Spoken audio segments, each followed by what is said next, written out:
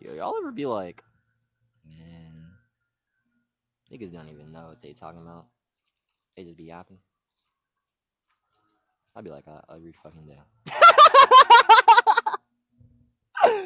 Fuck, bro. Fuck. I love being embodied in my ego. It's the best.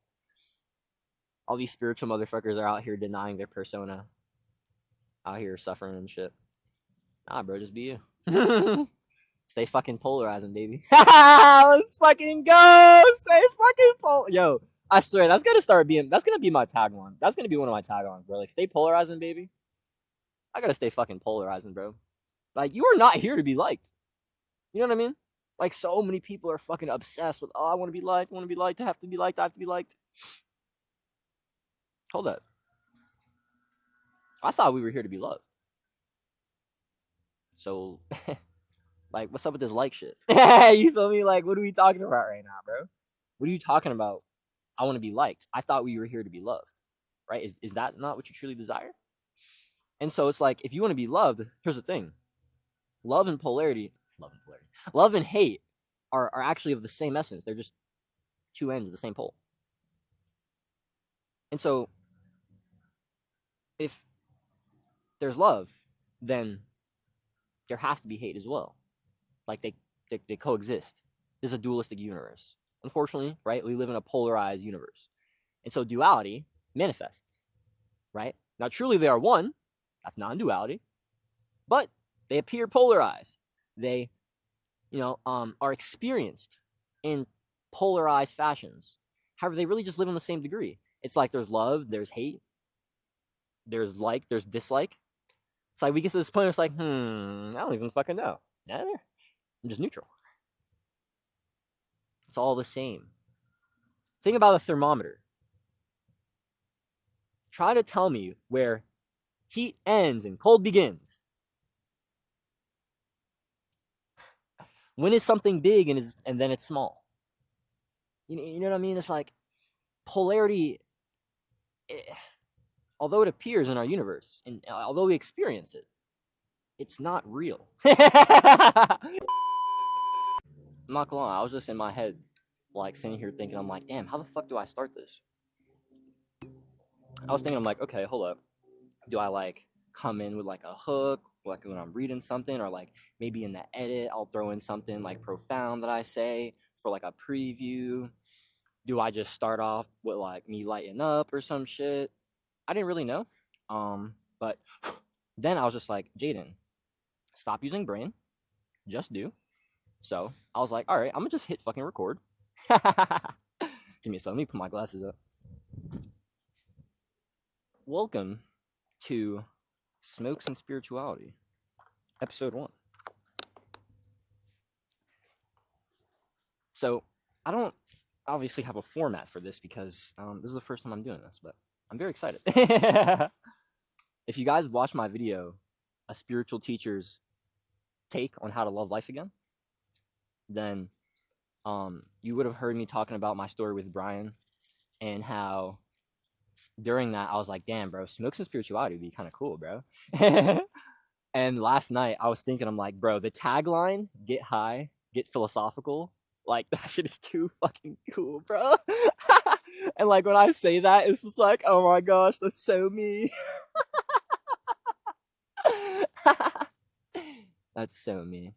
So I'm like, bro, let's just fucking run this shit up and see what happens, bro. Like, I feel like this is the next level of, like, embodying the persona. You know what I mean? Like, I feel like this is the next level of integrating the shadow. For a long time, I felt like ashamed that I like to get high. I'm not gonna lie, I did.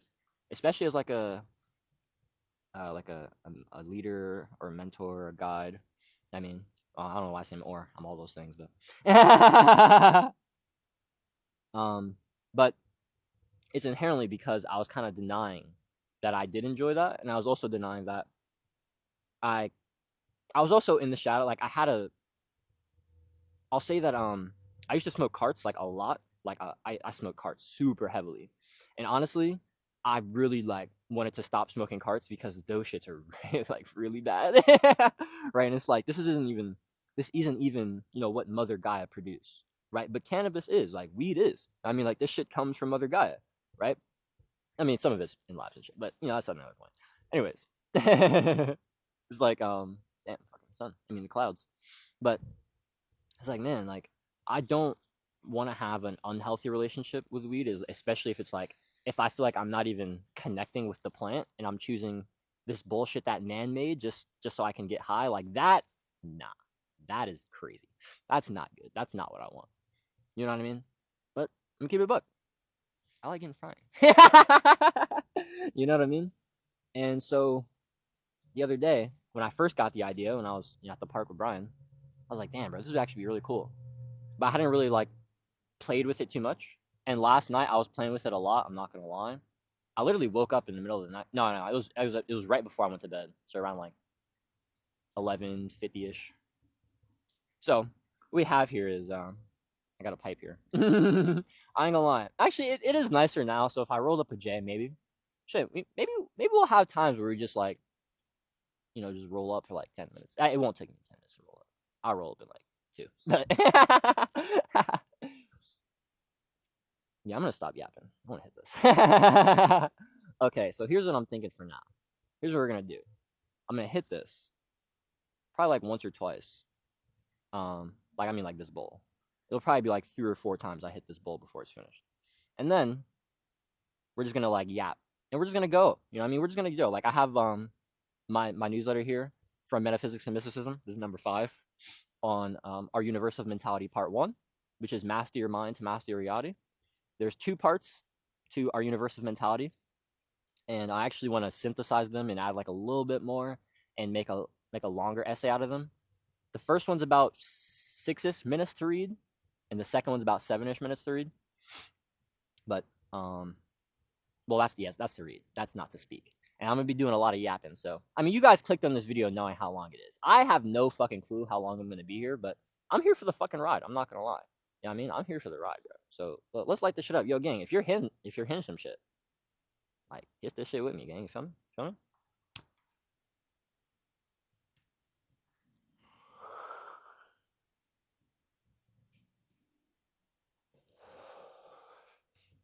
Yeah, I'm not gonna lie. The first time I smoked, after like my 2.5 month like being sober from basically my daily upload run, I was sober for most of that 101 days, and then in like August I started smoking again. And the first day I did, or the first like couple days, I was so cooked because I actually learned like how to use my breath. I actually learned how to breathe. It's like inherently, like smoking is about breathing in this, like it's about breathing in the smoke, right? That's how you get high. And so it's like the more connected you are with your breath, right? The deeper you can have, you can inhale the smoke, the higher you can feel, or the more connected to it you can be. And so the first time I did that, not being like a shallow breather and shit, and actually like having like some real, really being tapped in on my breath, I was actually doing breath work semi-consistently at that time. I wasn't really doing I didn't have like a meditation practice, but I loved going outside and just like taking conscious breaths. Like I was very like, I practiced presence at this point. Like starting in May, although I didn't have a consistent like stillness practice, I had a practice to be still. You know what I mean? And it was like during the day, I would be out during my walks and I would unplug. I would take conscious breaths during the day. I just think about it. I take like my headphones off if I was like listening to a podcast, but then I started getting like, that nudge to be like, nah, let's connect, Jay. Like, let's be one here. You know what I mean? Yeah. Actually, let's talk about that real quick. Like the nudge to be one. I actually wrote like a little poem called Gentle Nudge talking about this one night. Unfortunately, it was in my first I bought 3 of these. These are called my mini manuals. My mini manual for unlimited creation and boundless expression. My first original pocket journals are titled the I think it's the fuck, I forgot what it is. I think it's the tiny journal for fuck, I really forgot. That sucks. I haven't looked at one of those things in like a couple months. Yeah, since December. But I got these in January, right? And unfortunately, I only had the first one for like 2 weeks because one day I was like sprinting across the street. I mean, like crossing that shit. And I guess it just came out of my pocket and I didn't realize until I was already back home. And I was like, and unfortunately, unlike the rest of my poems, I didn't just post the poem, right? I mean, actually, when it comes to like the poems I write in my notebook, it depends on if I'm feeling it, but it was like kind of late at night at this point, so I wanted to just do it when actually no, I wrote it one day while I was doing something where actually I was on the way to work this day. I was on the way to the gym. And so I was like, yo, I'm gonna post this when I get home tonight. I think that's what it was. But on the way home that night, I was sprinting across the street. I lost it. So I was like, damn, bro, it's really fucking tragic. Because that poem really hit. I was thinking about that earlier today. I was like, fuck. But I'll say that recently I've actually gone less than gentle nudges. My nudges are more like knocks. They're like, hey, bozo, like, stop.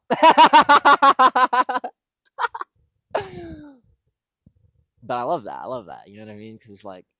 Because I love to be so channeled in my masculine, like so channeled into doing. Like I love lying on both poles. Like I love lying on the extremes. I don't like that gray area shit, that neutrality shit. That shit is whack to me, bro. That shit is whack. I can't be a farmer. I'm a hunter. You know what I mean? And so it's like, if I'm gonna be in something, I'm gonna fucking be in that shit, boy. What you talking about? That shit is sounding crazy. I was thinking about like being in some really good pussy, but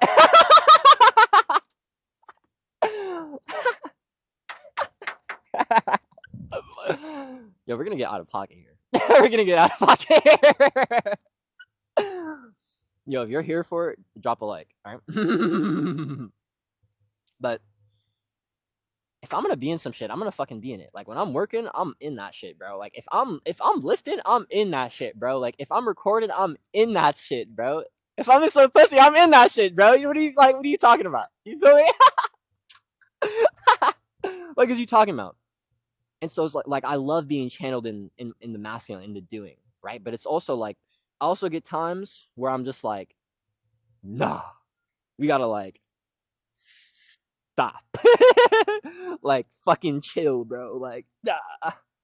And I can actually like this physically manifests as like brain fog, like in my head. I was actually feeling this morning. I was like, oh fuck, that's crazy. Like after I finished working this morning, bro, I I recorded like I think I recorded 3 20-minute videos today. Yeah. Second one kind of doesn't count because half of that I was meditating, but still. But I also edited those videos today, right? That took brain points. I feel like there's something I'm missing here. I didn't actually write today, but I don't know. I just felt cooked. I did write for 3 hours and edit for 3 hours yesterday, and I'm off 6 hours of sleep, so that's probably a factor, right? But if you guys saw my video, move like a fucking warrior for the mission, then it's like, I mean, I can't not get up and fight. You feel me? Fuck me, bro. But yeah, like I was saying, because I get so channeled in doing, when those times come for me to just like be, that shit hits. And I like, it manifests as like brain fog for me where it's like I literally feel fucking slow in the head. Like I literally am like, oh shit, like my brain doesn't work. Crazy. And it's like shit, like I can't even like sit here and like I don't even want to like watch like content right now or like watch a show right now. Like I usually like to watch shows. Recently, I've kind of been going 50-50, honestly, on like watching content or watching a show. I've been going through Star Wars, the Clone Wars recently. So I usually throw a show on because like watching content means I have to learn and kind of like digest. I don't really want to do that. When I can just listen to stories, it's better. Or watch stories, right? You can still learn through stories, guys. Actually, stories are the best vehicle for learning, for being honest. But I was like, yeah, bro, like today or most of the time, just throughout this week, I was just like, nah, like let's just be here. Like let's be present. Like let's just eat the food. Let's just enjoy life. Let's just chill. You know what I mean? Let's not put our attention on a million different things like the digital renaissance wants us to do all the time. Let's not do that.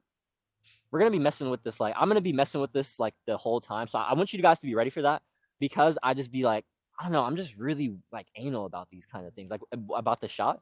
And so if it's like, if it looks like overexposed, I'm like, nope, gotta change it. If it doesn't, I gotta up it. It's like, you know what I feel? Yeah.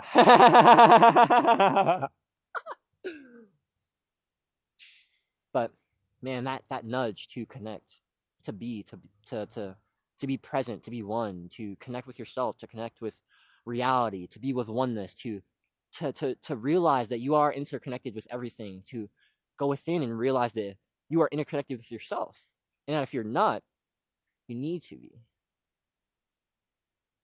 All right, I'm gonna read it. I wanted to read some that Keenan wrote. It was very beautiful. And the end of it actually like really emphasizes what I wanted to say here, so I'll just read it. She said, "The space you give yourself to turn inwards, fully conscious and aware of everything that is happening within, will fulfill any needs and desires you have for external things, people, etc. In this space, where your intention is to heal, to be complete, you will heal by realizing that there never was anything about you to heal in the first place. There was nothing, nor person, you were missing and craving, except for the parts of your own self. You were missing your higher self and the gifts that she, he, etc. was ready for you, right? You're missing out on these gifts. But to receive them, you had to give him or her, your higher self, you had to give them the gift of attention, of presence, of a full awareness, without any coping mechanisms or distractions. The present of the present. Meditation will be your way to that space. And it is that space in itself. Your conscious choice must be your well-being, your unattached and undivided true fulfillment that can ever come from one source only, within.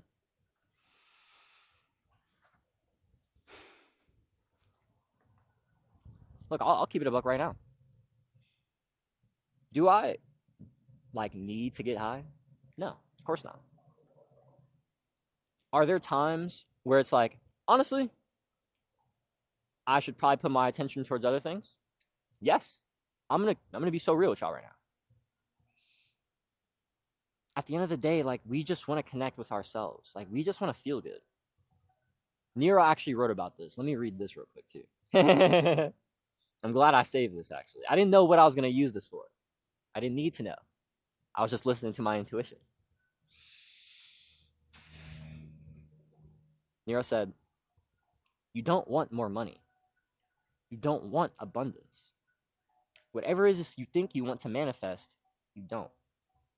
That's not really what you want. And because you don't know what it is you really want, you will never manifest it.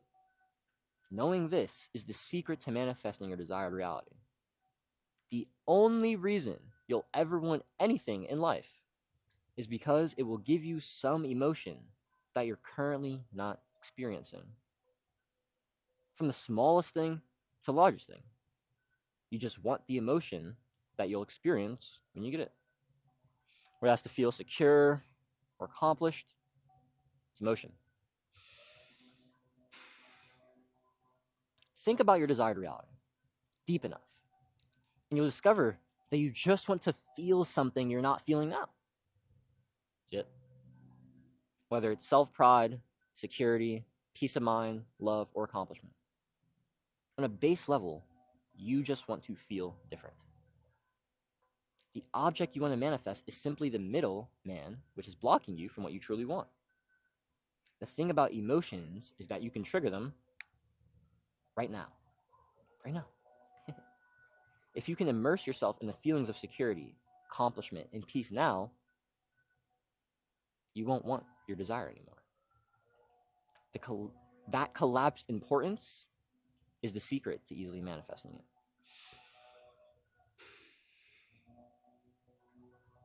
So I'll speak on collapsed importance real quick, and then we'll talk about emotion. When he said that collapsed importance, he's saying that since you're attached right? Since you're so attached to needing to desire reality because you haven't emotionally shifted, right? Nero's definition of manifestation is internally shifting to a degree to which you are no longer emotionally dependent upon seeing reality change, right? Your emotional well-being isn't reliant on the physical. It's reliant on the internal. And so collapsing importance is about detaching from the need to see the physical right now. It's about understanding that you already have everything within you. And that's why anything that we want to feel, any vehicle that we're trying to use to feel something, like shit, I'm using this fucking weed to use right now.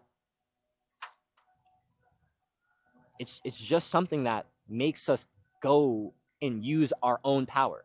Like, it's not actually the weed that does this, it's you, it's me. Like, I make myself feel good, right? But it's like, I'm using this vehicle because, one, I do like the vehicle, it's pretty fun. But two, at times I do feel like I can't get myself there, right? We do feel like that. That's real. I get it. I felt like that for a long time, for 10 years. And so I was, head deep in, weed and porn. Well, we was the last 3 years, but, or 4 now, but, video games and alcohol. Fuck, alcohol was recently. Video games, porn, that one.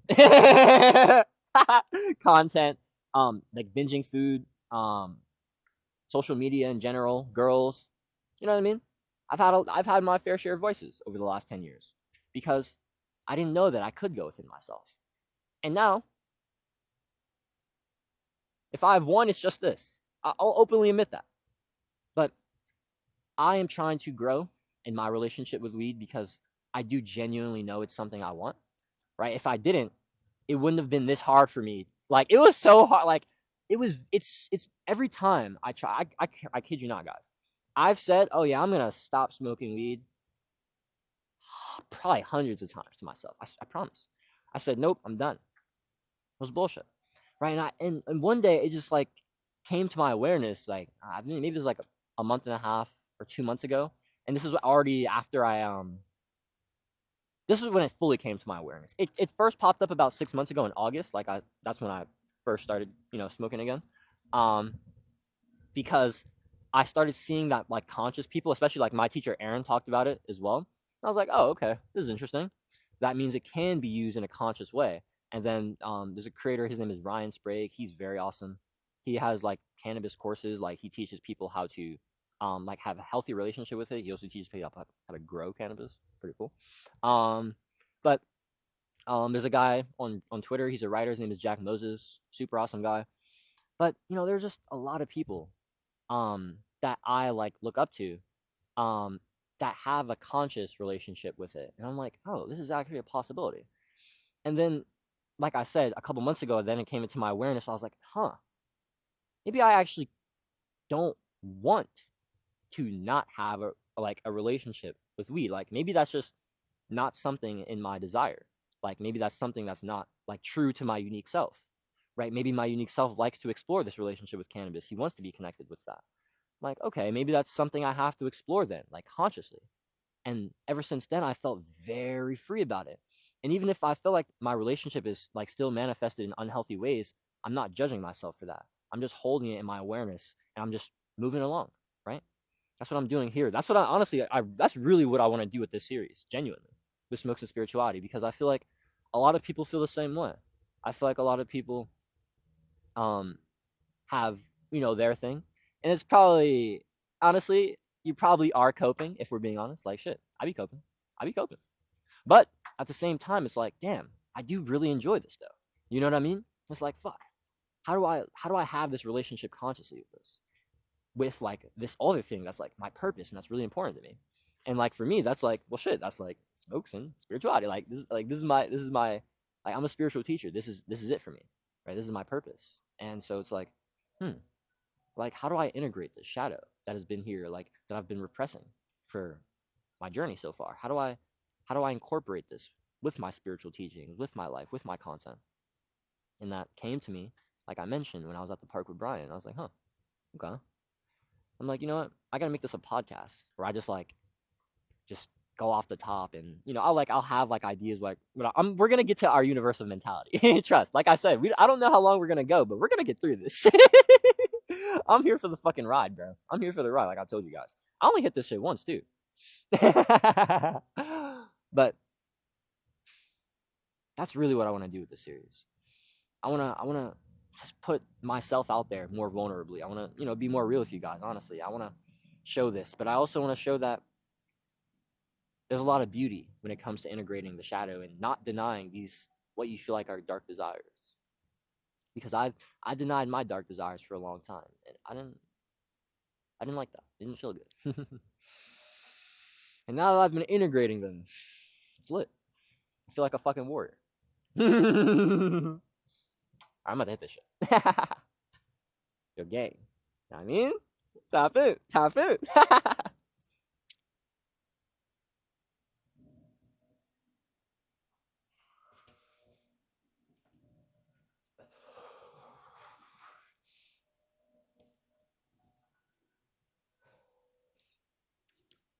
I did want to say real quick.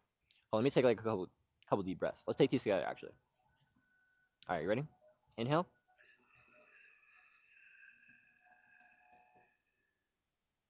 Exhale.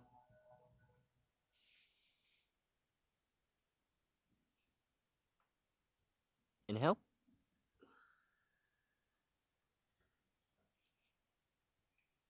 Exhale. Let's do one more. Let's go super deep this time, all right? Like how you go when you're... All right, inhale.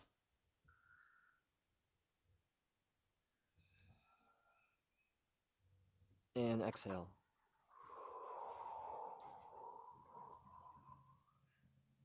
All right, lay down. Yeah, I did want to talk about like the emotion part real quick in terms of like materializing your reality. Visualizations are a very powerful tool, not just because you can see and think about things, because that's only the masculine component, right? You need the feminine, you need the emotion. Because the thing is, without the emotion, the thought won't be charged enough to penetrate, go through the conscious mind and get into the subconscious mind. You need things to be in the subconscious mind, because the subconscious mind is the womb of reality. The subconscious mind is the feminine aspect of the mind, and thus it is the thing that creates. Right? Kybalion teaches us this, that the feminine principle is responsible for all creation. Like think about this: does a man make a baby inside of him? No, except in the case of seahorses. But I feel like in that aspect, maybe the polarity is reversed, right? But the masculine isn't required for the actual creation process, the active creative work. However, the masculine is required for the spark, for getting the process started, right? The intercourse and then the pregnancy. The masculine will forms, puts focus, puts walls onto the feminine flow, the feminine energy, and thus channels the feminine to a direction to be used. But the energy itself is what animates all life. You understand? The feminine is what creates. And thus I've devoted my life to mother. I'm not gonna lie.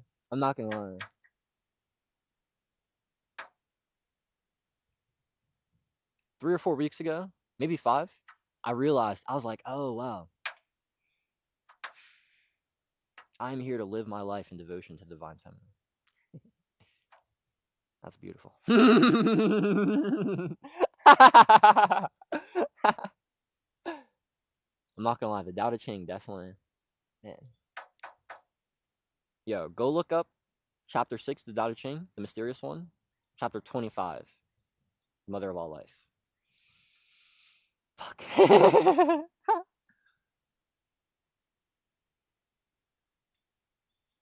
think this was 2 days ago. I started thinking, I was like, wow. The feminine, the divine feminine, women, girls, have been such huge catalysts in my life, my entire life, women and girls, like the divine feminine and most of her manifestations and many of her manifestations, even weed. Weed is the divine feminine. Weed is a feminine plant. So many of my catalysts have been with the feminine.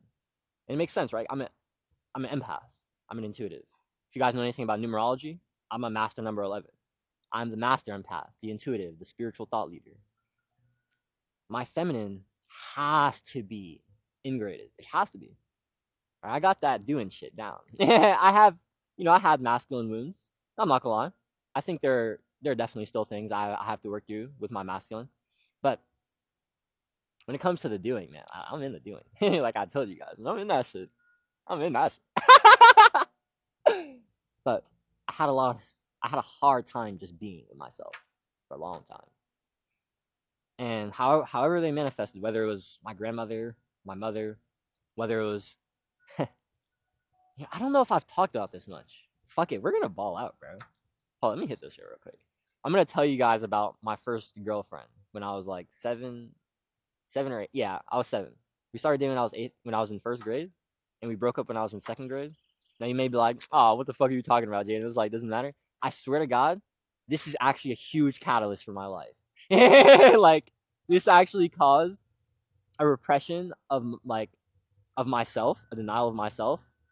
This planted a seed of unworthiness in me that then sprung and manifested in, I like to say, if you guys have heard me, if you guys follow me, I like to say I dated the same girl for 5 years, but it was 15 different girls. That the first one, she was not included in the 15. That was the seed that planted. I was like, holy shit. When that came to my awareness, for so long I denied that. I'm gonna tell you, I'm relax. You're gonna get some. Yo, I'm about to start stealing Nero's mannerisms, bro. I don't give a fuck. I'm not gonna lie. When Nero says that's a bar, write that down. I be wanting to say that shit. I'm gonna start saying that shit. I don't give a fuck. I'm so here for it, bro. I'm so like, yo, I will openly say I'm stealing that shit from Nero. That's cool. I'm giving him all the credit. Nero deserves all the credit. All right, nice. Moving on. It's not like Nero created that either, but let's just move on. Let me hit this shit, bro. Let me hit this shit. So I can tell you guys this story. Yo, we're gonna talk about our universe of mentality. We're gonna get there. We're gonna get there. yo, this shit is amazing, bro. Yo, if you're watching this, bro, if you're watching this right now, fucking pound that shit, G. You're a fucking real one, bro. Because if you're really sitting here with me just like yapping and shit, that's hard. I'm just sitting here like bullshit, like this is lit. You're a real nigga. All right, let's get it.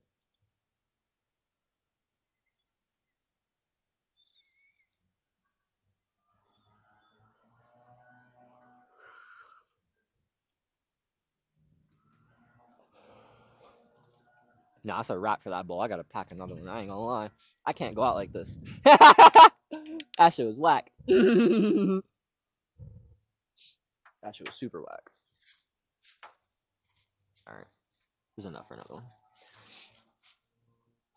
We fall down and we get up. Yo, y'all ever be like, man, niggas don't even know what they talking about. They just be yapping. I'd be like, every fucking day. Fuck, bro. Fuck. I love being embodied in my ego. It's the best. All these spiritual motherfuckers are out here denying their persona. Out here suffering and shit. Nah, bro, just be you. Stay fucking polarizing, baby. Let's fucking go. Stay fucking Yo, I swear that's gonna be my tagline. That's gonna be one of my taglines, bro. Like, stay polarizing, baby. I gotta stay fucking polarizing, bro. Like, you are not here to be liked. You know what I mean? Like, so many people are fucking obsessed with, oh, I want to be liked, I have to be liked, I have to be liked. Hold up. I thought we were here to be loved. So, like, what's up with this like shit? You feel me? Like, what are we talking about right now, bro? What are you talking about? I want to be liked. I thought we were here to be loved, right? Is that not what you truly desire? And so it's like, if you want to be loved, here's the thing. Love and polarity, love and hate are actually of the same essence. They're just two ends of the same pole. And so if there's love, then there has to be hate as well. Like they coexist. This is a dualistic universe. Unfortunately, right? We live in a polarized universe. And so duality manifests, right? Now, truly they are one. That's non-duality. But they appear polarized. They, are experienced in polarized fashions. However, they really just live on the same degree. It's like there's love, there's hate, there's like, there's dislike. It's like we get to this point, it's like, I don't even fucking know. I'm just neutral. It's all the same. Think about a thermometer. Try to tell me where heat ends and cold begins. When is something big and then it's small? You know what I mean? It's like polarity, although it appears in our universe and although we experience it, it's not real. It's not. It's not real. And so, like, I need you to understand that it just is. It's gonna manifest. It's gonna manifest. All right. And so, if you want to be loved, right? That's really how you grow. Like, that's how you gain attraction. Like, when it comes to celebrities, think about this. Celebrities have a quality of magnetism to them. They have this quality of attraction. Why? They're embodied in their divine feminine. Divine feminine is the attractor, right? The thing is, that level of attraction, it's a magnet, right? It pulls people. People see that and they feel their aura. They feel their field within the field, right? We're all interconnected. This isn't just, mystical woo-woo either. This is quantum entanglement, right? All are connected. All are one.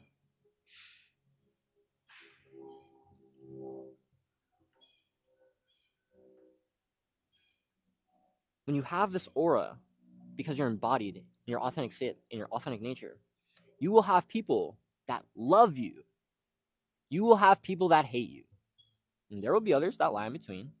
However, when you aim to be polarizing, you will attract more. Why? Because you'll attract those that love you and that hate you. Because inherently you have to. But if you're just lying in the middle, then you're just playing this like weird ass neutral game where people are like, oh yeah, I kind of like him, and he's whatever. No one gives a fuck about you. You see what I'm saying here? You don't want to be liked. I promise. Like, if you're trying to pop off on social media, you don't want to be liked. Like, this is why I'm like being more polarizing. This is why I'm like really like, no, fuck it. Like, I'm gonna be fully in this shit, bro. Like, this is who I am. I'm gonna be fully in this shit, bro. And I know that this shit is gonna make me fucking pop off. You know why? Because I know that this is gonna this is what's gonna attract. I'm magnetizing. It's a fact. It's true. I know it. I just have to stay in that embodiment. I just have to keep holding that in my reality, which I am. It's just true, right? I've held this in my internal for months at this point, bro. I swear to God, every time I watch my content, or especially like when I read, bro, I'd be like dying of laughter. I'm so like I'm like, yo, my content's fucking hilarious, bro. And I'd be like, holy shit, this guy's so profound. Like, I'm literally a spitter of game and a spitter of laughs. Like, bro, I be out here spin. You feel me? It's like, what? Why would you not want to come out and rock with JC Dubs? What are you talking about, bro? It's like, and so I'm not tripping. You know what I mean? It's like I already have emotional conviction. I'm good. I'm lit. I'm just here in the process, baby. But it's like that level of attraction, that level of magnetism, that comes from that embodiment. That comes from that willingness to be polarizing. Because inherently, when you're being your unique self, your authentic self, you'll be polarizing. The thing, like, not everyone's gonna like you. People are gonna love you. People are gonna hate you. People are gonna like you and dislike you. When you're embodied, you'll have all of that, which means you'll have the infinite potentialities that are available to you. which is what you should have, because you are a reflection. You're the image of the one infinite creator. Corpus Hermeticum 2.90 says, "Holy art thou, who all nature is the image." We're all made in the image of the Holy One. Genesis 1:26 says, "Then God said, let us make mankind in our image, in our likeness." We're all made in the image of God, all in the image of the Creator, right? We're in the likeness of the Creator. We have the qualities of the Creator. Thus, we are infinite.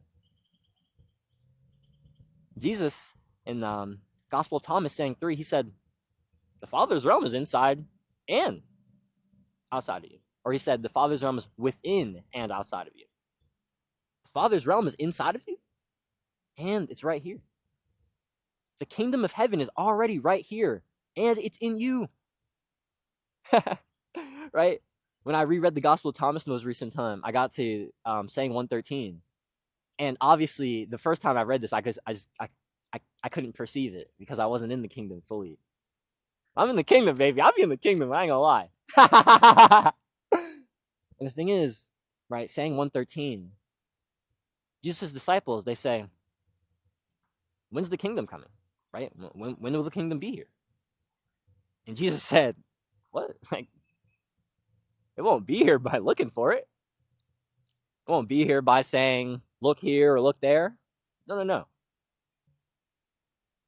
The Father's kingdom is spread out upon the earth. People don't see it.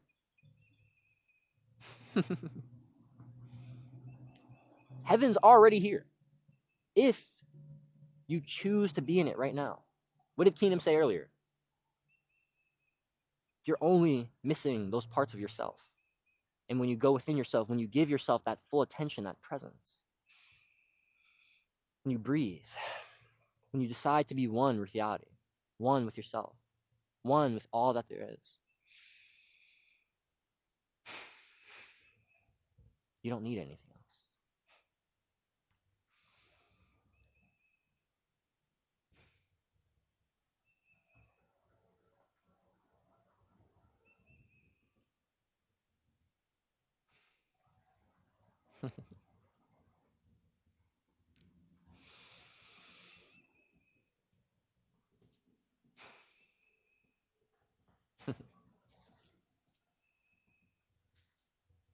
Yeah, we'll just hit this.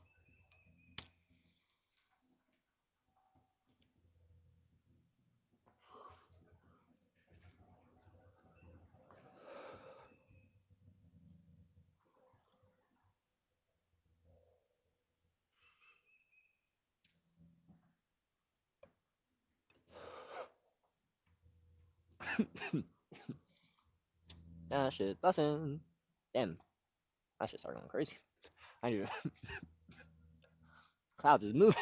I ain't gonna lie, the clouds moving fast as hell. Hold on, let me see if I can get this.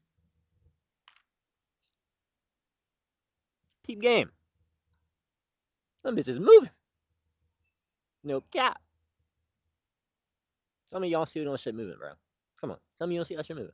That's moving. That's movement, baby. That's movement. What you talking about? All right. Yo. Let's talk about our universal mentality. Oh my gosh, I'm so excited. We currently have 44% on the camera, so let me just grab the backup battery. Too fizzy, so we can have a quick exchange. All right, we got the battery. Lydiana. I'll just put this in the power. Cool. I'm gonna hit this shit one more time, one more again.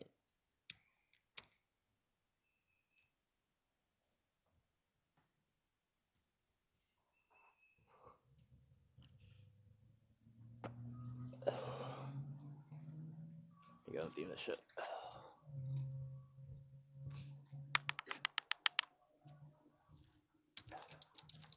Yoink. Lydiana. All right, let's read our universal mentality. This is gonna be fun.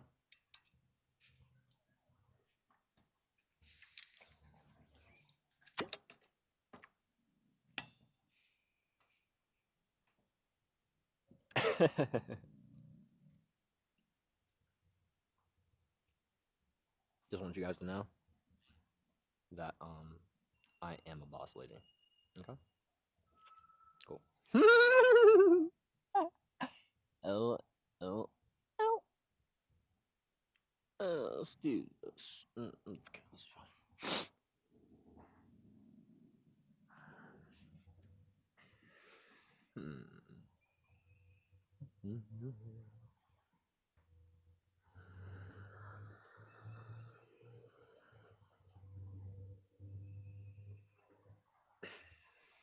Oh yeah, I forgot about that. I guess I will do a little plug here, being that we're 44 minutes in. All right. So this is actually in the letter, so I might as well say it, right? So this letter was actually cooked up because I was using it for the 2-hour Renaissance Coder framework, which is the upcoming guide coming out in written, video, and audio. Should be available on my Substack. You can also cop it in the DRC school community. So you can get that currently drawing out for $55 while I'm currently making it. Don't know how long I'm gonna be making it, honestly. Like I'm not gonna put a deadline on it. Because I just want it to be as good as possible. But when it comes out, the community will then be $111. It'll be lifetime access, but you know what I'm saying? The price is gonna double. So if you want it, just fucking join. It's not cool. Don't care. All right, let's get it. Actually, let me say this too as well. Mental alchemy. My guide on mental alchemy, the art of mental transmutation, so you can use it for mental health. Basically breaking down the mindset and the metaphysics of it. And I give you like a lot of practical action steps. I teach you how to use mental alchemy for unblocking your creativity. I tell you about creativity blocks and stuff like that. It's pretty good. Not gonna fucking lie. You get that. You get my first ever course I made. Or technically my second ever course. My first ever course was a journaling course. That's actually for free right here on my channel if you go to playlist. But the my Block to Boundless Creativity course, that one is on there. That's a mindset and metaphysics course. How to like onto like approaching creativity from like a non-duality perspective. I talked about creativity blocks in that one. That was like the foundation. But you get all that if you join. So yeah, you want to join? Cool.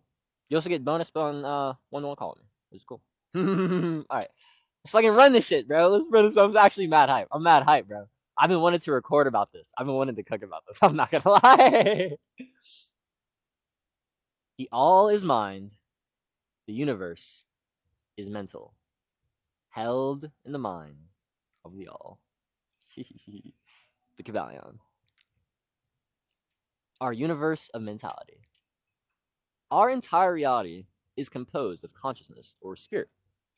The ancient Hermetist best conceptualization of spirit is infinite living mind. They believe that our entire field of reality is infinite, intelligent, and completely interconnected. And like I said, this isn't just like mystical woo nonsense either. Quantum mechanics supports what ancient wisdom traditions have known for millennia, with theories like the observer effect, quantum entanglement, and the many worlds interpretation. The observer effect proving what has been known to mystics as the powers of observation and intention. The observer effect basically teaches that when we observe a light, where like physicists would observe, they would go in and to test if light was a wave or a particle, whatever intention, right, whatever the theory, whatever the test was about, that was what they observed. And so if the intention was to go in and see a wave, if they're testing, okay, is light a wave? They'd see a wave. If they're intending to see a particle, okay, is light a particle? They see a particle. That's the observer effect. Our observation, our intention, neutrality, right? When we come at it from a place of neutrality, but it's just like, okay, we just want to observe here. That is what actually birthed reality. And that actually kind of ties into quantum entanglement, that all is interconnected and all infinite potentialities exist at one time, which is also the many worlds interpretation, right? Which connects into the many worlds interpretation. The many worlds interpretation is that infinite potentialities exist at one time, and quantum entanglement says that all of them are interconnected, right? And so it's like all of these infinite potentialities are all interconnected, and they all exist simultaneously. And with the power of conscious observation, detached observation, but observation, intention, we can attract it. Like the observer effect teaches, we can do so with reality if we know how to observe it correctly. But the esoteric traditions have been teaching this since the time of Herbert Tracy's existence. Here's what I need you to understand. Your consciousness and your reality are one. Your perception is your experience. You are not experiencing reality at its absolute truth.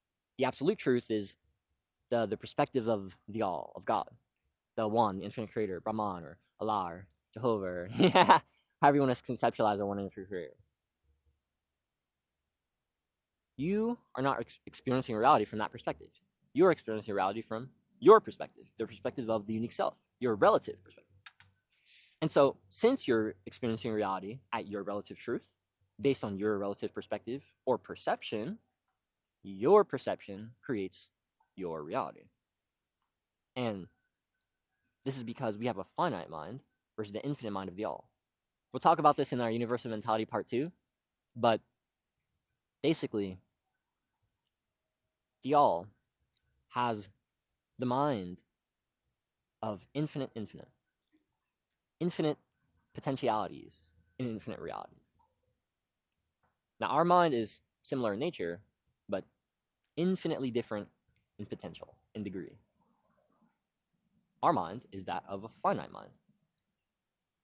We still possess the ability to have infinite potentialities in our universe, like quantum entanglement, many world interpretation teaches us.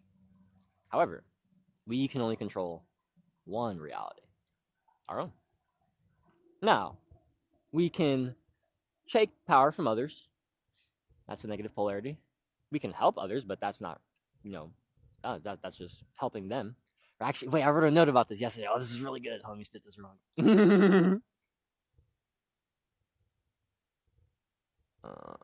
Where is it? A mirror doesn't give you any new information. It simply reflects what's been out of sight, but there the entire time, back to you, so you can see it with clarity. That's a fucking bar. Yo, write that shit down, bro. Nah, write that shit down, bro. Let me say that again. A mirror doesn't give you any new information. It simply reflects what's been out of sight, but there the entire time, back to you, so you can see it with clarity.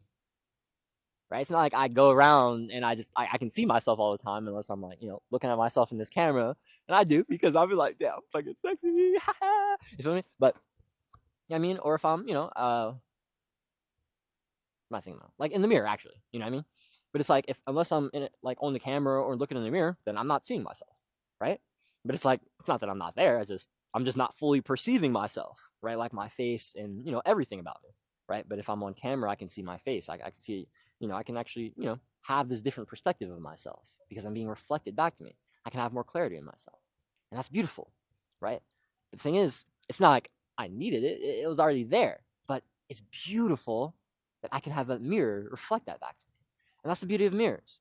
The thing is, like, I talked about this on one of my newsletters, or a couple of them. I talked about this in Mental Alchemy as well, actually. But I was like, man, bro, like, fuck me.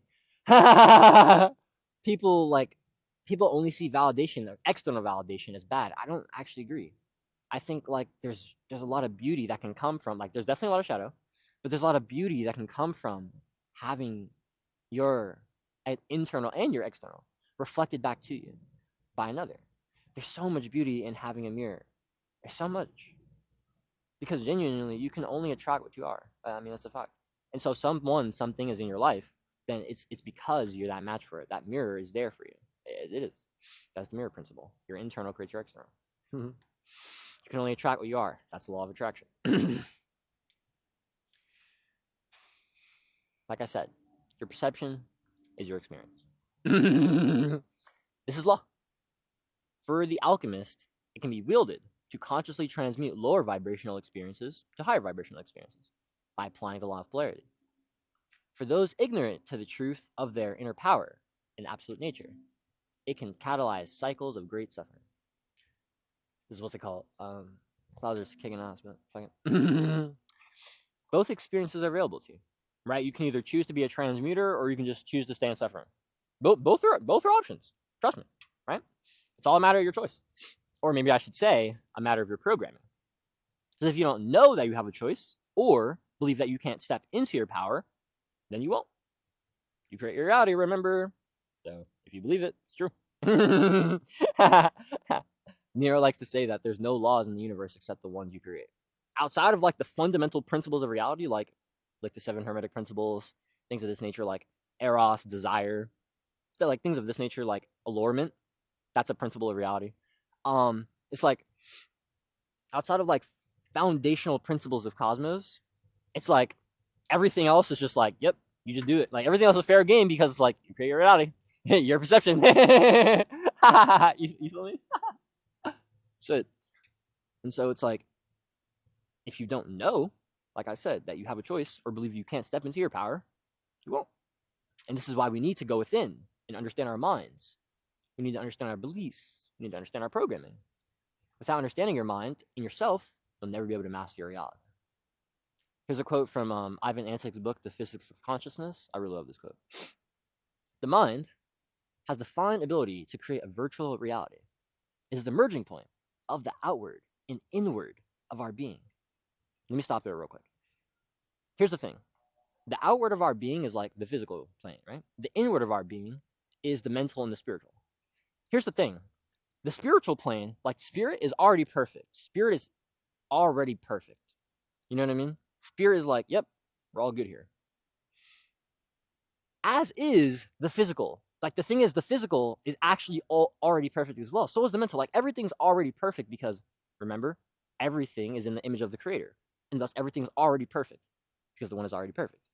And so, since everything is already perfect, the only thing that like the only problem, the only way that like shit starts going wrong is in the mind, because the mind starts having misperceptions. In the Course in Miracles, it teaches that the body is merely a learning device. Like the body, although the body is very intuitive, the body is very feeling, we have to be very one with our bodies. Our bodies are very smart, very intelligent devices, very, very important to our life, very, very, very necessary to this physical experience. You have to love your body. You have to embrace your body.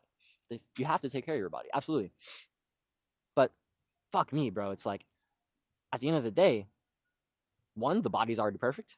That's one. The physical is already perfect in the image of the creator, remember? Two, the mind is the only place where misperceptions can be. That's it. Because the mind is where awareness flips onto itself, consciousness, right? Awareness that flips onto itself, self-awareness is consciousness. When awareness flips onto itself and truly is aware, it's like, oh, wow, I am. The masculine principle is awareness. It's like I'm perceiving. Am is existence, is being, the feminine principle. I am, I exist. When God said to Moses, or when Moses said to God, what should we call you? Or who should I say sent me? Right? For when he was going to the Pharaoh.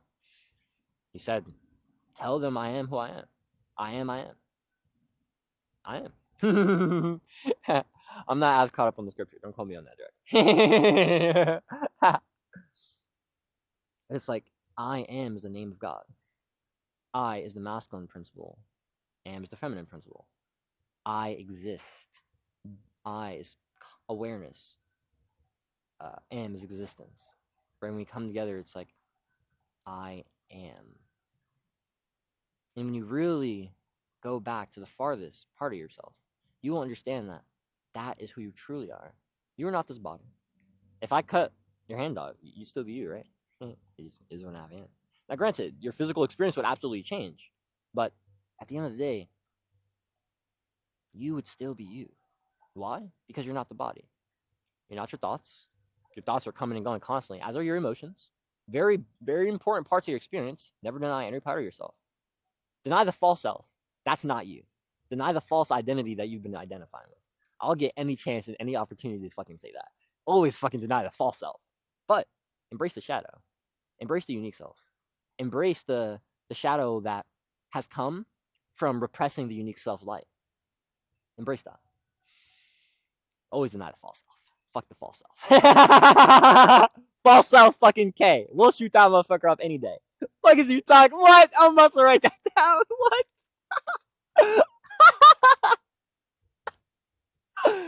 Write that down.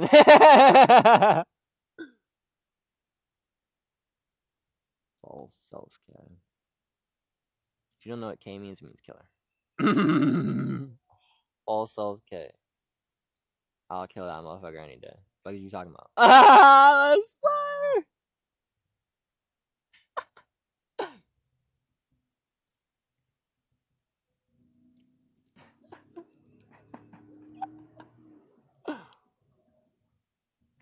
I'm about to say I'm false self-care. Fuck the false self. Embrace the unique self. What are you talking about, baby?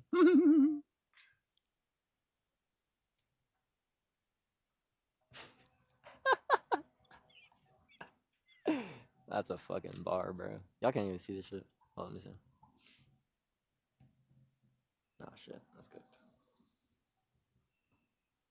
Damn it. Fuck it.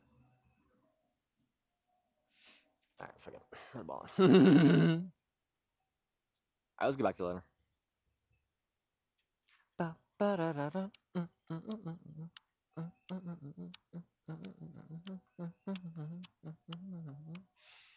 Alright. Let's go back to Ivan Antes' quote. The mind has the fine ability to create a virtual reality. It is the merging point of the outward and inward of our being. In its neutral capacity, it merely coordinates the perception of our senses, physical, and is able to decide and filter what goes in and what does not, and also what exists. In reality, due to its neutral position, the mind stands at the gateway, not able to decide at will, objectively and correctly, but only the way it has been coached to decide. It's from Ivan Antics, The Physics of Consciousness. The mind creates your reality based on your filter of perception. Like I've been saying, perception is experience. Shift your perception, shift your experience. This is the foundational principle of mental alchemy. When we feed our mind the correct mindsets, patterns, notions, and paradigms, we give it the programming to create the reality we want to experience. This is why learning is foundational to your journey of evolving. You need to constantly be on the mental plane. This physical reality is just the after image effect. We'll talk about that more later. We need to be constantly on the mental plane, understanding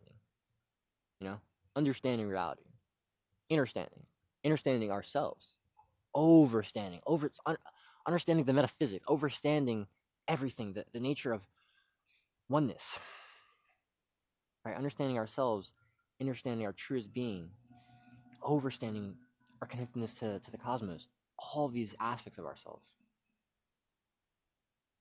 We need to constantly be on the mental plane, constantly be connected, because the mental plane is the gateway to the spiritual plane. Without first shifting your mind, you'll never shift your reality.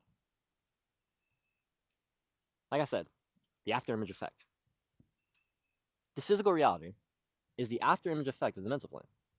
All things first start in the mental plane before they're projected onto the physical plane.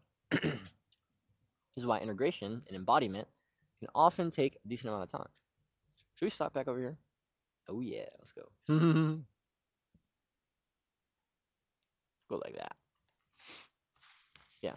Integration and embodiment can often take a decent amount of time. Once your awareness has been expanded, right? Awareness is the masculine principle, and embodiment, integration, is the feminine principle. I, awareness, am, exist, this is my being. Understand? That's who I am. I exist.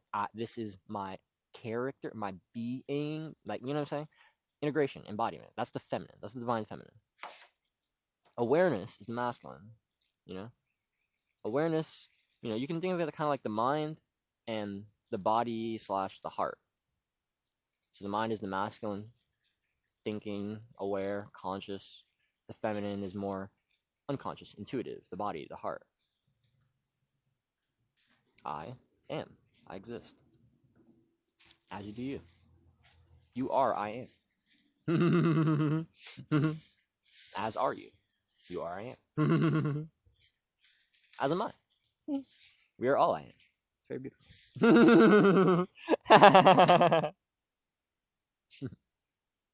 So, like I said,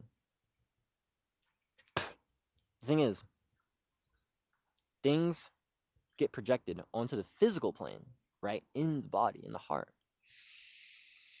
in our felt experience of reality after the mental plane. And this is why integration, embodiment, right? Living a felt experience of things can often take time after we have our awareness expanded. Dude, the fucking fly just like flying in my throat or something. It's gross. I don't know, but like, I don't know, I feel like there's something in the back of my throat.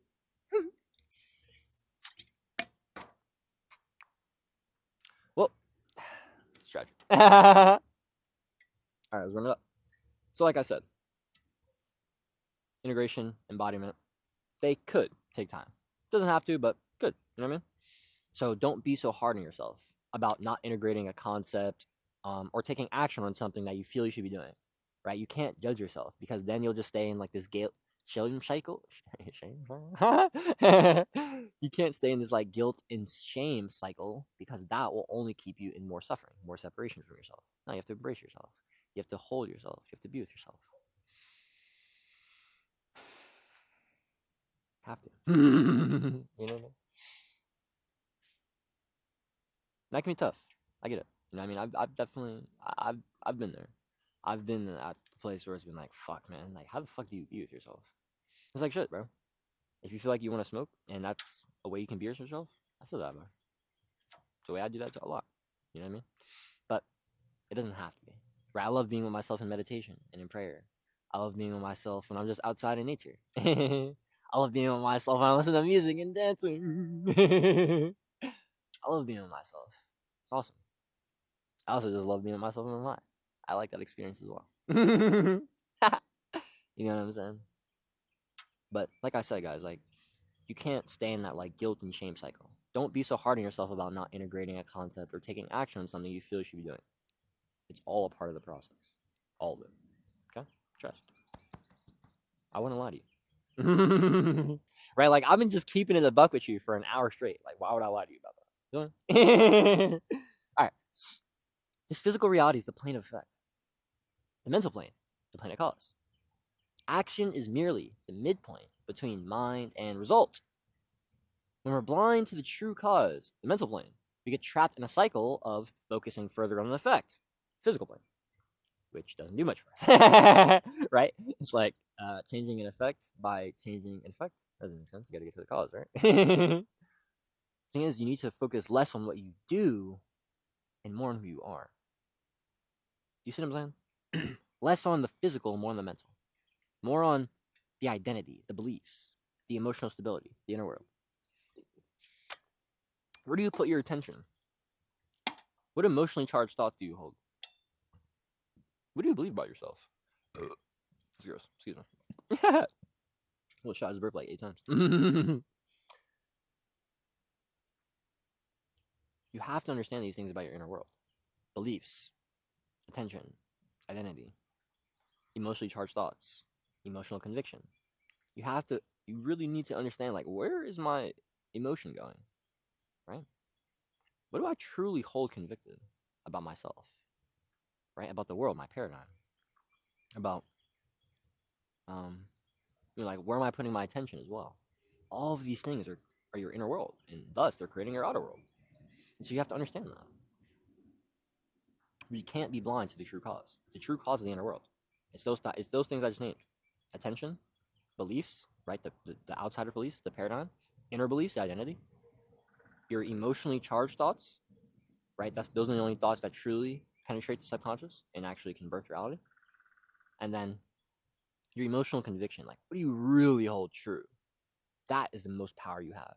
And if you can hold like emotional conviction and like stability, like emotional conviction and I feel like stability are also like one. Like you can throw confidence in there. That's like I know this, like knowing. It's that. It's the knowing. That's what it is. Those are the 5 things. Those are the 5 keys for reality creation. And now look, I'm not gonna act like I've gotten to materializing my desired reality yet. But I've only been going for a couple months when it comes to like me being in Bali, me pounding a very beautiful woman in Bali. Me like fucking being a Muay Thai warrior in Bali. Yeah,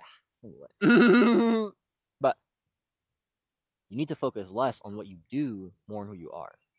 And this is why I teach a lot of mindset. I do practical stuff as well, of course, because I want to make things practical, right? You need practicality. Like, this is the physical plane. We live here. We have to do shit. But at the end of the day, we need to focus more on who we are, less on what we do, right? And so the mindset is really the most important part. Mindset gets to action, gets the result that we want. We have to start with the mindset. Shift your beliefs, shift your reality. I thought someone was walking over me. I was like, hold up. There's no one there. But, however, we have to always stay conscious of the delay. The delay is a key principle in the mirror principle, right? Since the inner world operates outside of space-time, right? The inner world, the mental plane, spiritual planes, they don't give a fuck about space-time. What? That's only a confine of the 3D, right? Of the outer world. And thus, the outer world, since it operates in space-time, can take time. You see what I'm saying? Right? And so there can be a delay, and often is, when it comes to materializing our desired reality. Think of it like this. You stand in front of a mirror, but you don't actually see yourself until 5 seconds later. And you're like looking around, you're like, what the fuck? And then you see, like, wait, what the fuck? And then you're like in there, and then you're seeing yourself going crazy, and you're just like mesmerized. And then you see yourself mesmerized, and you're like, and now you're really cooked. You see what I'm saying here? Our external reality is a laggy ass reflection of our internal state, of our paradigm, our beliefs, of our attention, of our identity, our inner beliefs. What do we truly believe about ourselves? Our emotionally charged thoughts, the one that really penetrate the subconscious, and our inner conviction, our emotional conviction. What do we really hold true? What do we know? In our heart of hearts, what do we feel in our bodies? When we say it, it's like, oh, that's true. That's so true. I feel it, and I got to take a deep breath because it's like, oh, I got to take life in because that shit's so true. Because that's how I feel right now. But the thing is, right, if we don't understand the principle of the delay, we'll keep attaching our emotional well-being to the physical plane, which almost guarantees that we stay trapped in our cycles of suffering. However, if you can truly grasp the mental nature of our universe, then you can understand that the only limitations in this universe must be mental. That's it. This is the foundation of my no-limit mindset. It's literally founded on like the metaphysical principle of mentalism. Your only limitations, literally the only ones in the universe, are the ones that you put on yourself, or the ones that you allow others to put onto you. That's it. Every single limitation that you physically experience or mentally experience is merely a byproduct of your mental limitation. That's all. Spirit can't be limited. There aren't spiritual limitations. Not possible. Spirit is infinite and already perfect, as is everything else in our reality. Remember those quotes I gave you earlier from few spiritual texts? Corpus Hermeticum 2.90. Holy art thou, whom all nature is the image. Then God said, let us make mankind in our image, in our likeness. Genesis 1:26. The Father's kingdom is spread out upon the earth. People don't see it. Gospel Thomas, saying 1:13. From Yeshua the Nazarene. It is already on earth as it is in heaven. If and only if we have the perception to perceive it. Unfortunately, our minds have the ability to experience misperceptions. Here's what it is. Or fortunately, if you're looking at it from an absolute perspective, like in terms of the creator wanting to infinitely experience itself and infinitely experience, duality, so it can understand itself on deeper and deeper levels, right? From that absolute perspective, and it's like, well, yep, fair enough. But, unfortunately, from the relative perspective, the mind has the ability to experience misperception. right? The mind can perceive separation, and thus we can suffer. But here's the thing: since the mind is the only place that we can experience misperceptions, that means that the mind is the master of the reality. And thus, committing your life to mastering your own mentality will be the only way to being a master of your reality. Your reality is you.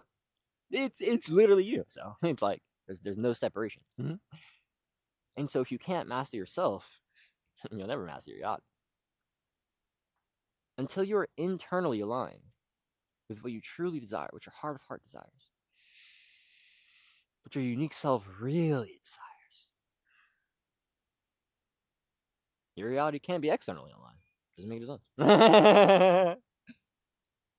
Know yourself. Know your reality. Shift yourself. Shift your reality. Love yourself. Love your reality. Master yourself. Master your reality.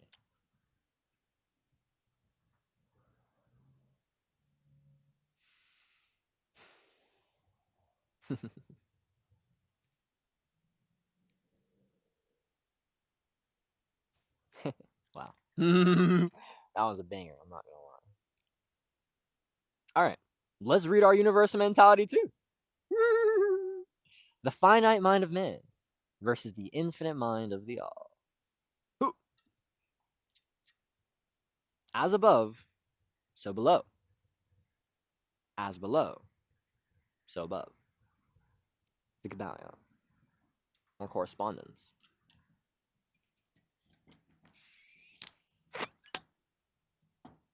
The finite mind of man versus the infinite mind of the all. Well, I gotta throw some fucking Carmex on real quick. My lips are chapped.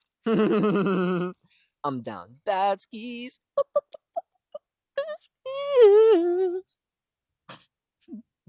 Oh well.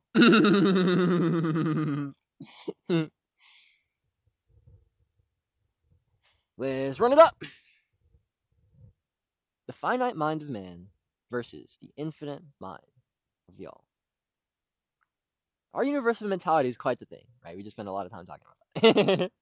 Although we certainly have direct and felt experience of its materiality, we know that from the absolute perspective, it's merely a mental creation of the all. The all is mind, the universe is mental, held in the mind of the all. All right, I want you to think about this real quick. We all have birthed things from our own mentality.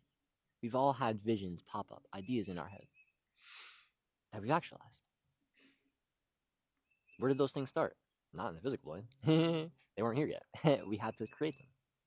They started somewhere else.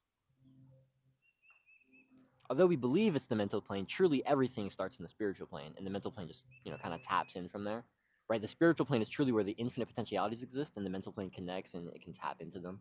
Right? It can kind of choose the one it wants to experience.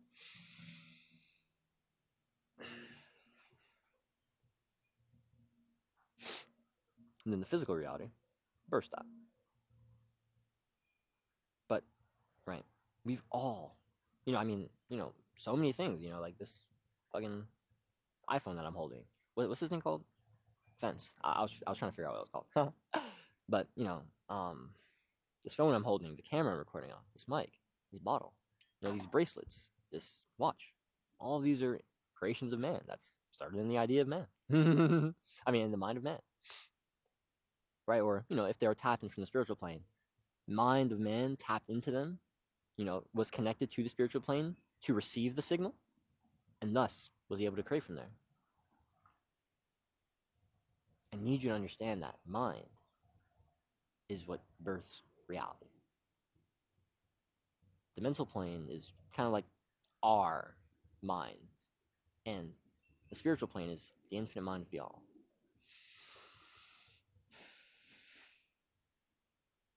And then, and so when I say that the all is mind and the universe is mental, held in the mind of the all, I truly don't mean that in some mystical woo sense. This is the nature of reality. It is. Quantum mechanics proves it. I already made my argument for the fucking scientists. Quantum entanglement, the observer effect, many worlds interpretation. Don't fuck with me.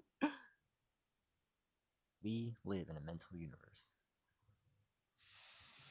Being that we live in a mental universe, that must mean that the only limitations in our universe are mental.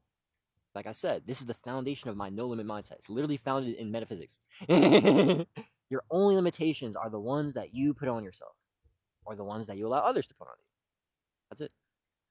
Every single limitation that you physically experience is merely a byproduct of your mental limitation. There can't be spiritual limitations. Spirit is infinite, already perfect, as is everything else in our reality. I won't quote them again, but I love those quotes, those 3 quotes. Corpus Medicum 2.90, Genesis 1:26, Gospel of Thomas 1:13. Fucking love them. They're already perfect. Oh, there's one from the book of Enoch too. What is it? Fuck, I forgot what it was. It's in first it's in like 1 Enoch 1.4 to 8 or something. But everything's already perfect.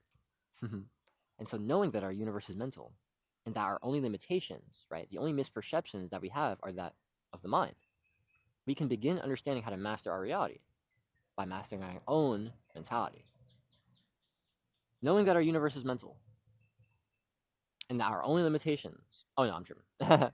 This is a quote from the Kybalion talking about the finite versus infinite mind of man. Just as you, student, may create a universe of your own in your mentality, so does the all create universes in its own mentality. But your universe is the mental creation of a finite mind, whereas that of the all is the creation of an infinite. The two are similar in kind, but infinitely different in degree. Your mind and God's mind are very similar, very, very similar. Being the omnipotent creator that God is, the mind of the all, the spiritual plane, has the potential to create infinite potentialities with infinite realities with infinite potentialities. You have access to a similar but infinitely less powerful feat, being that we have to go through the mental plane to tap into the spiritual plane. You still possess the ability to access infinite potentialities. However, you can only create one reality, your own. Perception is reality. Real quick, I actually want to read this other quote from the Kybalion to make my case on the mental universe.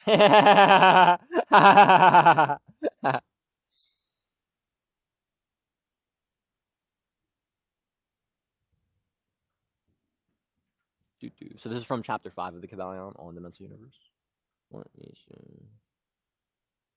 I forgot where it is. I think it's towards the end there.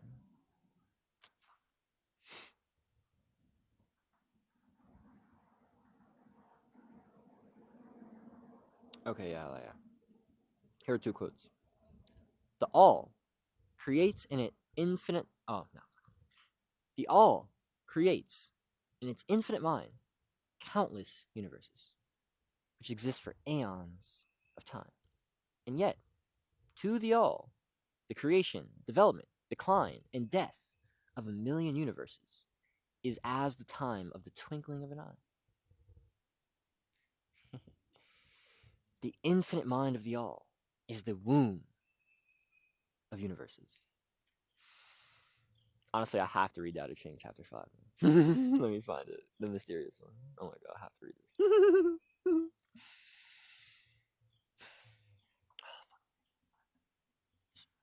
Do I not have it? No, there's no way I don't have it. Oh wait, hold up. Oh, that'd be too long. I thought about going to my Substack to try to find it. But I feel like trying to go through my screenshots. Oh wait, no, trying to go through my pictures would not be easier. Fuck. Fuck it. Alright, we're just gonna summarize. Actually, no, I can just look it up. I actually have the Tao Te Ching on Kindle. I don't like the translation I have, but fuck it, we'll read that. We'll read those.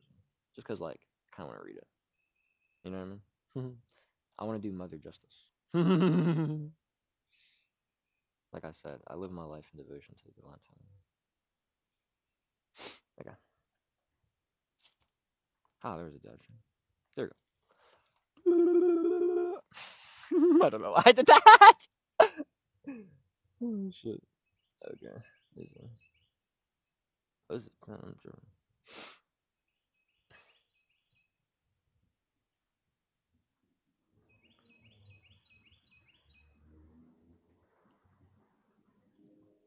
Oh, it's actually chapter 6. Yeah, I'm definitely tripping. It is definitely chapter 6, the mysterious one.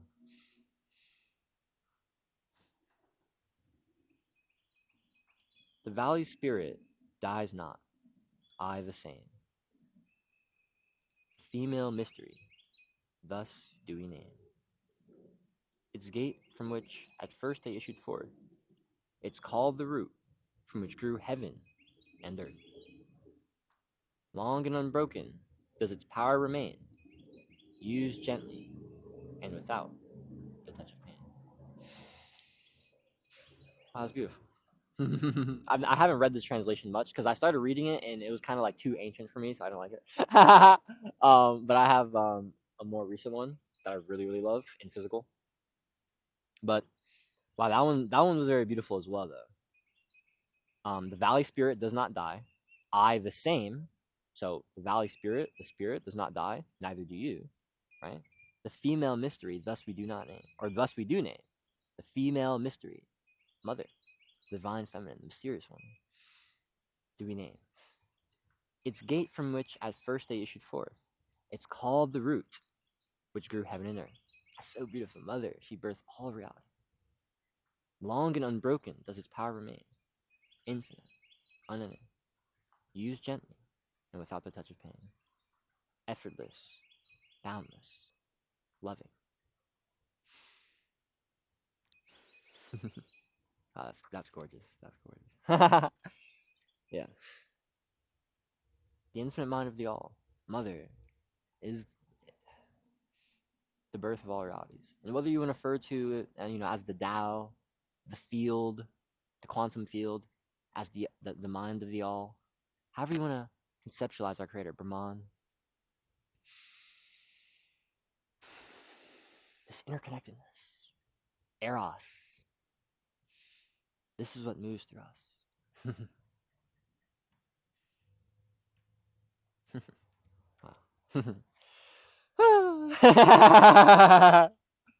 All right, let's get back to the letter. Let's finish up our mental units. Perception is reality. Man has transferred many of his objective experiences, the results of the categories of his mind, an organism, the body, to the cosmos. That's a quote from Ralph M. Lawrence in his book Mental Alchemy. Man projects his finite beliefs onto the infinite cosmos, which always cause a fundamental misperception. What is infinite cannot be reduced. Any attempt to limit God is actually just an act of limiting yourself due to the law of one. Actually, let me grab this quote real quick. This is from a book called The New Big Book of Christian Mysticism. I love this quote.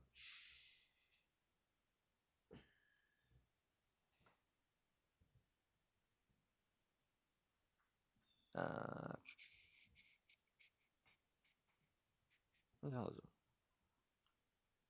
Grr. Can't find the fucking book. Oh, there it is. Yes. Get up, boom, boom, boom. She like Kurt Cobain's. Go bump that ghost again. Feels me.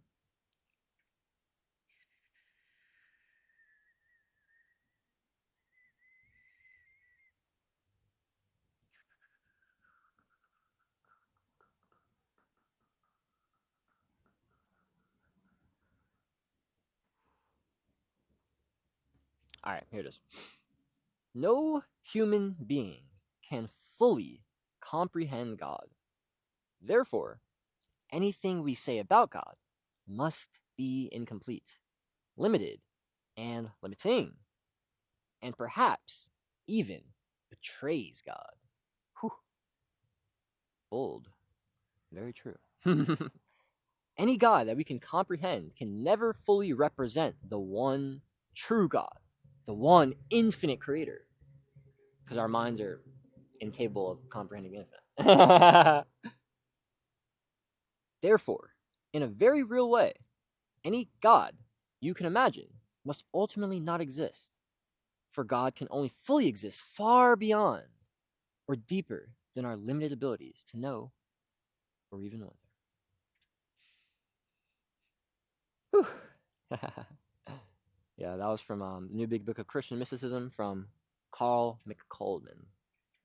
Very, very good. So here's the thing. Any attempt to limit God is actually just an act of limiting yourself due to the law of one. Since God can't be limited, any act of trying to limit God is actually just a limit to yourself, right? Whenever you try to limit or perceive any separation or do any harm, that's actually just you trying to, inflict onto the universe, but it's actually just you because God can't be, inflicted upon. God's already perfect. And so it's like, yep, yeah, that's reflected right back to you because, you create your reality. This is a mirror. And thus, you receive that. Okay? This is the law of one. The law of one teaches that since the one infinite creator can't be reduced or limited, any attempt to, reduce or limit or harm, disservice, attempt to take power over the creator must come back to you. Any separation must come back to you in terms of suffering. The law of one teaches that since God is one, all things we put out must come back to us, since there's only God here, right? From the absolute perspective. Obviously, we have a relative experiences of this, but since we're all interconnected and since we create our reality, that's also our relative experience. You feel me? The Eastern mystical traditions teach this as the law of karma. The Hermetists understood this, embodied in their principles of mentalism, correspondence, polarity, rhythm, and cause and effect. My master, Jesus, teaches this as the law of love and the golden rule. Love God, love your neighbor as yourself, treat others how you want to be treated, right? He said, do unto others as you would have others do unto you. And especially, love your enemy. In the Didache, teachings of Jesus' 12 apostles, they say, the way of life is this: love God, love your neighbor, treat others how you want to be treated, bless your enemies, pray for your enemy. No, they say, bless for them that curse you, pray for your enemies, and fast for them that persecute you.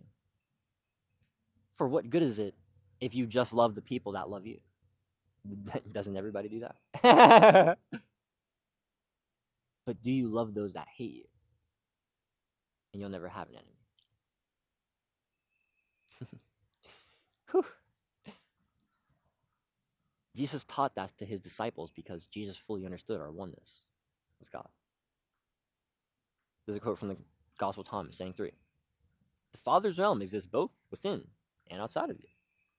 Here's another one, saying 77. I am the light that is above all things.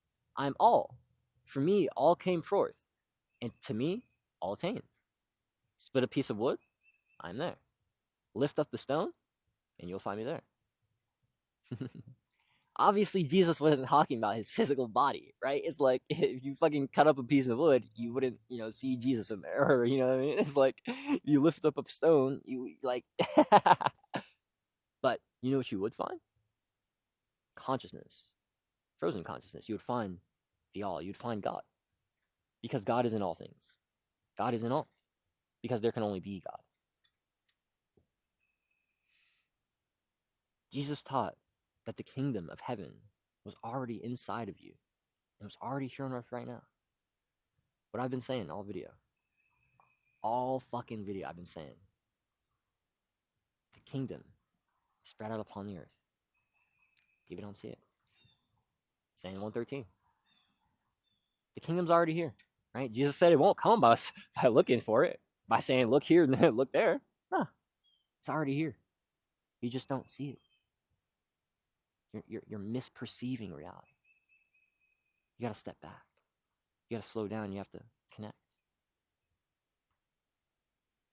We can only perceive that the kingdom is already here if we have the level to perceive it, if we have the level of consciousness to be aware of it, if we have the level of direct experience to embody it. Oneness tangent aside. Let me actually, my fucking camera only has, my SD card only has 3 minutes. Let me see if I can delete something. If I can, we're lit. If not, try it. Oh, shit. All right, gang, we got 19 minutes. This shit is dark as fuck. That's plenty of time, though. So, like I said, or like I've been saying, your mind is your reality. It's all interconnected. It's all one. As above, so below. As within, so without. If you're perceiving separation in your mind, you will experience suffering in your reality. All separation must cause suffering, as it's a violation of the law of one. How do we learn how to stop violating the law of one? How to get back in alignment? We suffer. And we're like, yeah, I don't really like this experience. Let's get back here. Right? It's kind of getting chilly. Ooh. All right. We heal the suffering, like I said, by getting back into alignment with the law. Back to oneness, our truest nature. Back to authenticity, who we really are. Back to love. Really accepting, really holding, really being. Or, you can just keep perceiving separation and keep suffering for yourself. Your choice. Here's the thing. I need you to understand this. Any and all separation must be violated. Fucking corrected. It must be corrected. Like, it has to be. Because if it's not corrected, how do we learn? Now, you can keep staying in the distortion, not learning. That's fair. But then when you do get corrected, you'll have more. Like, this is like you accrue more negative karma, right? Any and all separation must be corrected eventually. It will come back. And so it's like whether that's separation from yourself that you're perceiving, whether it's separation from others or separation from God, which is how. God is in everything. So if you're separating yourself from anything, you're separating yourself from God. All separation is a violation of the law of one. You separate yourself from yourself. You deny parts of yourself. You say, oh, I hate that part of myself. Oh, I wish I wasn't this way. Oh, man, I wish I could do this instead of being this way. I wish I wasn't this, dumb piece of shit, or whatever negative self-talk you have. All the negative self-talk, I'm telling you guys, I used to have a lot of negative self-talk about myself. Once I stopped doing that shit, bro, holy shit, I started popping off, bro. I was like, holy shit, what? I'm fucking him. And I've always been him, of course. What? That's who I was as a kid. It's just, I was identifying with the false self. Like I said, fuck the false self. False self K. I'll kill that motherfucker any day. What are you talking about? You need to stop separating yourself from yourself. You need to stop denying, repressing the unique self's light and creating the shadow, right? Embrace the shadow. Hold it. Hold yourself. Love yourself. Accept yourself. But that can only come if you're aware of yourself. So you have to go within. You have to understand. Introspection is so important. This is why we need to take time to be still, to be with ourselves. Because during the digital renaissance, we got, our attention is being, whatever. Be with yourself. Meditate. Be with yourself. Journal. Be with yourself. Go on unplugged walks. Be with yourself. Just stretch and be super present. Be with yourself. Just do anything and just do that. Just be fully in that one thing. And don't split your attention on anything else. Just fucking sit there and just do nothing. Just breathe. Just fucking breathe. The breath is the tie between the spiritual and the physical life force. The depth of your breath is directly proportional to the depth of your life.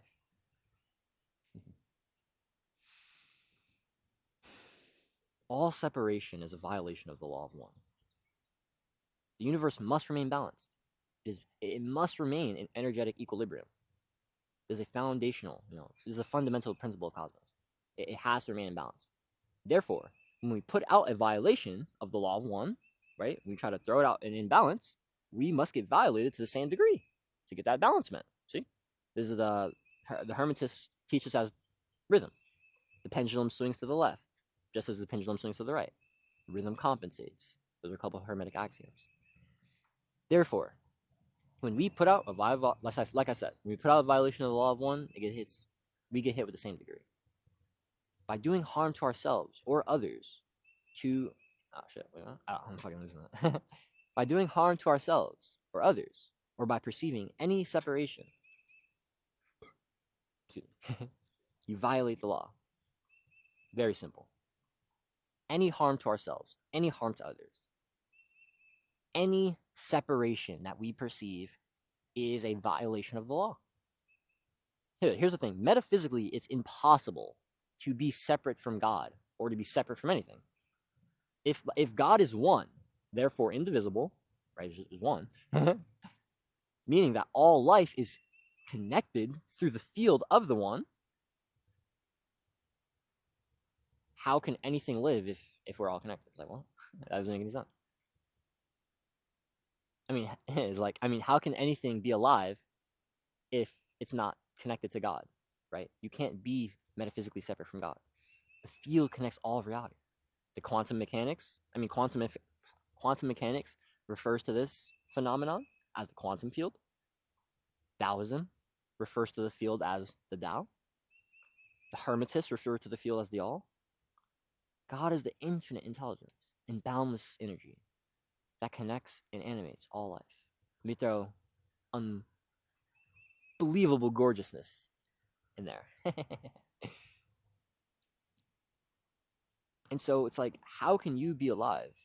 How can you be made in the image of the Creator and be separate from God? It's just a metaphysical impossibility. You can't. All right, case closed. These clouds have been kicking my ass all day with the light. However, although it's a metaphysical impossibility to be separate from God, it's not an experiential possibility when it comes to the misperception of the mind. Here's another quote from Ivan Antik's The Physics of Consciousness. Humans are unconscious only because they do not live a reality in which their consciousness and existence are realized as a unified phenomenon. To the degree they are unaware of themselves, they are unaware of existence. Hence, destructiveness. Everything positive and constructive comes from the unity of consciousness and existence. Unity, interconnectedness, wholeness, that's a quality of the one, a quality of the Creator. Any separation is destructiveness. Everything positive and constructive comes from the unity of consciousness and existence, and more so from the human understanding of this unity. The human understands existence only if they understand it as consciousness. They are one. Existence will be out of reach of the scope of human understanding if the human views it as something something unconscious, right? Just something material, not connected to us. It'll always be out of reach because it's just not true. Not true. Only the mind separates consciousness and existence, and only it can therefore again recognize their unity. Like I said, Ivan Antik's Physics of Consciousness, good read. The mind is where all misperceptions are. The mind is where all misalignments are. The mind is where all suffering lives. All of it. Immateriality is already perfect. Materiality is already perfect. Granted, we can experience imperfections in our materiality, but those were created because of the mind. You understand? Because immateriality is already perfect. Holy out there, who all nature is the image. I'm not gonna read the other ones. Right? I didn't have the other ones here. The mind is only place that can hold imperfections for the material or immaterial. The truth of the absolute won't bend to your beliefs of it. It's like God doesn't change because you have a new belief of God. God is. I am. God is unchangeable by the will of man. Only your relative experience may be molded by your perception.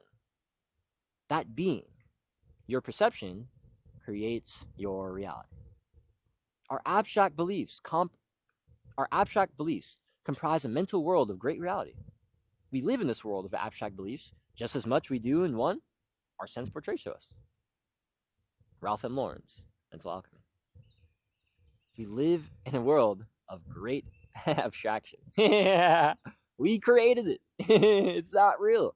But, because of that, it can be pretty fucking fun. Not gonna lie. Right? We're experiencing reality at our relative experience, right? But we still have to hold and accept this relative experience because it's beautiful, it's amazing, and it serves a purpose. So we have to accept it. But we also have to understand that our emotionally charged thoughts, our emotionally charged beliefs are fueling the materialization of our reality. If you're unaware of these emotionally charged beliefs, then you continue to be a slave to them. Simple. Simple. Always facing circumstances, yet never understanding the cause. When we're blind of the true cause, the mental plane, we get trapped in a cycle of focusing further on the effect, the physical plane, which doesn't do much for us. You need to focus less on what you do and more on who you are. Mindset, action, result. Shift your beliefs, shift your reality. Like I said, always stay conscious of the delay. Remember the laggy ass reflection? Always remember that. That's why we can't attach our emotional well-being to the external. Remember Nero's definition of manifestation. Write this one down, actually. Manifestation is internally shifting to a degree to which you are no longer emotionally dependent upon seeing reality change. You're not emotionally reliant on the external because internally you're already full. If we don't understand the delay, we'll keep attaching. No good, right? But if we can truly grasp the mental nature of our universe, the inner world, if we can really understand that our only limitations are that of the mind, then we can become masters of our reality. Truly. Once you have a felt experience of this, like, everything shifts. You are no longer a victim. You just reject victimhood. It's like, it's just not true. You're no longer a slave to circumstances or things that happen to you. You are a conscious creator. You are an alchemist. I want to read Invictus to you guys by William Ernest Henley. I had it in the blood. Out of the night that covers me, black as the pit from pole to pole, I think whatever gods may be for my unconquerable soul. In the fell clutch of circumstance, I've not winced nor cried aloud. Under the bludgeonings of chance, my head is bloody, but unbowed. Beyond this place of wrath, in tears, looms but the horror of the shade, and yet the menace of the years finds, and shall find, me unafraid. It matters not how strait the gate, how charged with punishments the scroll. I am the master of my fate. I am the captain of my soul.